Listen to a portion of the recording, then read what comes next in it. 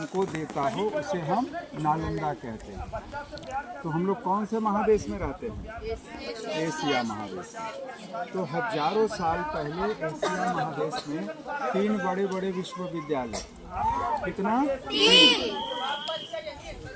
दुनिया की सबसे पुरानी विश्वविद्यालय तक्षशिला उसका नाम था, वो पाकिस्तान में है। कहाँ है? पाकिस्तान में। दुनिया की सबसे पहली बोर्डिंग यूनिवर्सिटी जहाँ लोग रह करके पढ़ते थे वो नालंदा था, जहाँ भी हम लोग बैठे हुए हैं। और एक और था विक्रमशिला।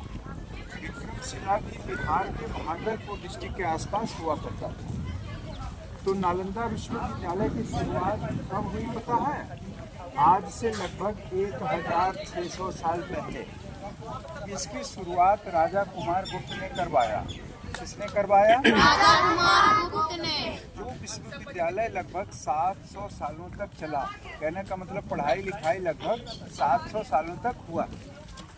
इन 700 सालों में कई राजाओं ने अपना अपना योगदान दिया, लेकिन 12वीं शताब्दी में 1193 में एक विदेशी आक्रमणकारी जिसका नाम था बख्तियार खिलजी। क्या नाम था? बख्तियार खिलजी। उसने नालंदा विश्वविद्यालय पर हमला कर दिया।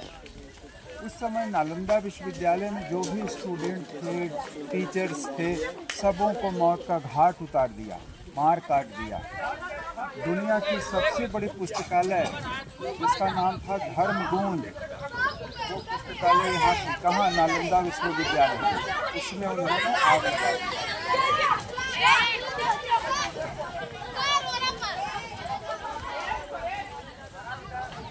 उस पुस्तकालय में 90 लाख से अधिक किताबें थी। कितनी?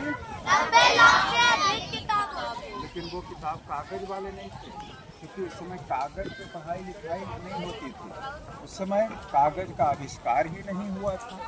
तो पढ़ाई के लिए भोजपत्र, ताम्रपत्र, ये सब चीज़ है।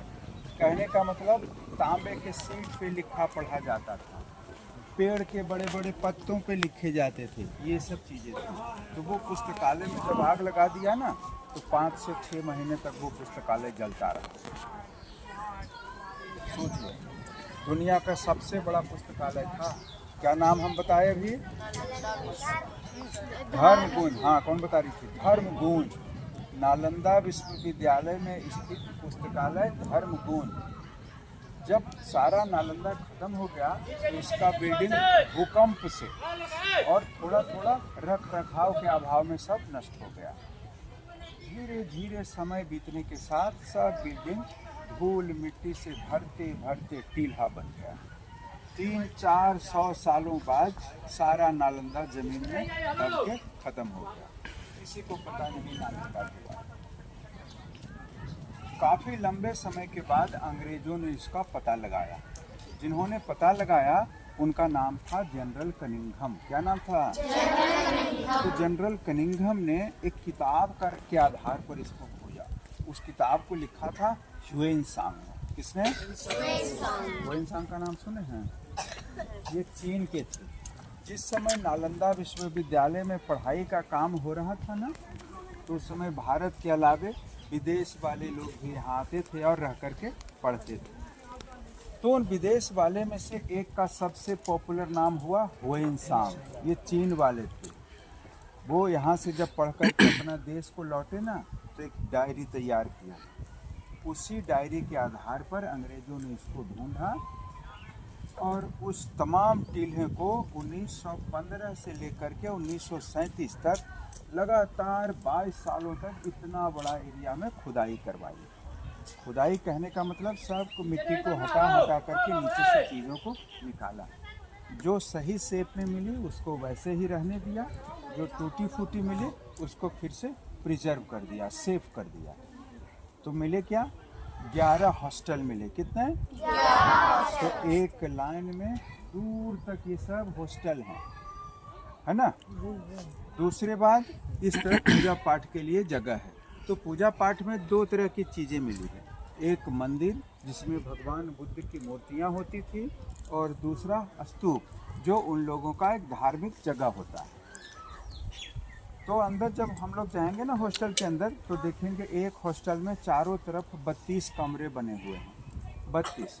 तो 32 में से 31 कमरा स्टूडेंट के लिए होता था, एक कमरा एक विद्यार्थी, और एक कमरा सामने का जो है वो बड़ा है, वो टीचर के लिए होता था, आचार्य जिसको बोलते थे। बीच में बड़ा सा आंगन, आंगन में कुआं, चूल्हा, पढ़ने की व्यवस्था बीच आंगन में ही। तो ये सब तमाम चीज़ें। दीवार की जो मोटाई मिली है ना, लगभग 7 फीट मोटी है। हमारे घर की दीवार 1 फीट से भी कम मोटी होती है, यहाँ 7 फीट मोटी मोटी। क्यों पता है? उस समय गर्मी ठंडक से बचने के लिए कोई साधन नहीं था लोगों के पास। हम लोग के पास तो सब चीज़ है ना, पंखा है, कूलर है, एसी है, तो दीवार को मोटा बना दिया। दूसरा, साउंड प्रूफ के लिए, क्योंकि एक मोटी दीवार दूसरे कमरे तक आवाज़ भी नहीं जाने देती है। और तीसरा, इसका बिल्डिंग 3 मंजिल वाला था। पहले मंजिल को राजा कुमार गुप्त ने बनवाया, दूसरे मंजिल को राजा हर्षवर्धन ने, और तीसरा और आखिरी मंजिल को देवपाल ने बना दिया, है ना। तो 3 मंजिल तो था, लेकिन पिलर उस समय नहीं होता था, तो लोड दीवारों पे, इसलिए चौड़ा चौड़ा बना दिया। उस समय सीमेंट का भी आविष्कार नहीं हुआ था। सीमेंट का जब तुम लोग इधर ध्यान दो। नहीं था तो ईंटों को जोड़ते कैसे थे? 4-5 नेचुरल चीज़ों को मिला करके। उसमें सबसे ज़्यादा मिट्टी, लाल वाली मिट्टी जिसको सुर्खी बोलते हैं, तो उसमें थोड़ा सा चूना मिलाते थे, थोड़ा सा गुड़ मिलाते थे, थोड़ा सा उड़द की दाल मिलाते थे, और थोड़ी सी बेल का रस मिलाते थे। तो ये तमाम चीज़ों को मिला करके एक मसाला बनाते थे, उसी से ईंटों को जोड़ते थे, है ना। क्या समझ में आया? उसके बाद शुरुआत जब हुई थी नालंदा की, तो सिर्फ बौद्ध धर्म को मानने वाले लोग ही यहाँ पढ़ते थे, और बौद्ध धर्म से जुड़ी हुई पढ़ाई होती थी। लेकिन आगे चल करके धीरे धीरे बहुत सारे विषय की पढ़ाई यहाँ शुरू कर दी गई, जैसे सर्जरी, फिलॉसफी, लॉजिक, ज्योतिषी शास्त्र, मैथमेटिक्स, योगा, आयुर्वेद, ये तमाम चीज़ों को पढ़ाई। उस समय नालंदा विश्वविद्यालय में 10,000 विद्यार्थी, 1-2 हज़ार नहीं, 10,000 विद्यार्थी रह करके पढ़ते थे, और उनको पढ़ाने के लिए 1,500 टीचर थे। सोच लो कितना बड़ा विश्वविद्यालय था। इसका एरिया सुन लो, उत्तर से दक्षिण की ओर 5 किलोमीटर ये लंबा था, 5 किलोमीटर, और पूरब से पश्चिम 3 किलोमीटर चौड़ा। 5 × 3 = 15, 15 स्क्वायर किलोमीटर के रेडियस में नालंदा फैला था। आज जो खुदाई हुई सिर्फ 1 किलोमीटर में, बाकी का नालंदा कहाँ गया?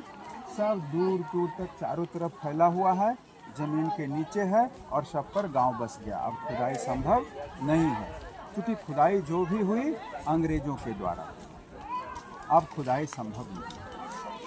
तो जाओ, अब एक हॉस्टल को घूम फिर करके देख लो तुम लोग, जो जो हम बताए हैं वही सब चीज़ दिखेगा।